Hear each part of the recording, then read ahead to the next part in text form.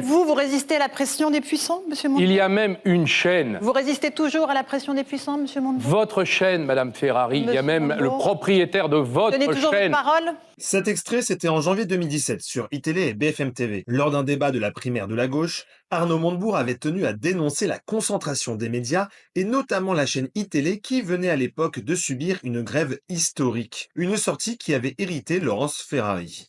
Il y a un mur des puissants, invisible mais bien réel, devant lequel beaucoup de pouvoirs politiques se sont fracassés. La concentration des médias entre quelques mains pour éteindre le pluralisme. Vous résistez à la pression des puissants, monsieur Montebourg? Il y a même une chaîne. Vous résistez toujours à la pression des puissants, monsieur Montebourg? Votre chaîne, Madame Ferrari, il y a même le Montebourg. propriétaire de votre Tenez toujours chaîne votre parole? qui est allé jusqu'à détruire son outil de travail pour empêcher le pluralisme. Alors, clairement, Laurence Ferrari n'avait pas apprécié les propos tenus par le socialiste et le lui avait fait comprendre. Et concernant la chaîne que vous évoquez, iTélé, elle est là, elle est bien là, et je la représente ce soir, monsieur Montebourg.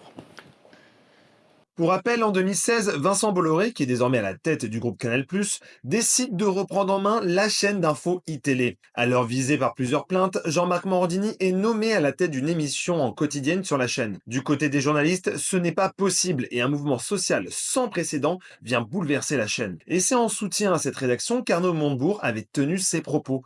Mais Laurence Ferrari avait pris, elle, la décision à l'époque de se ranger du côté de la direction et de rester au sein de la chaîne qui sera ensuite rebaptisée CNews.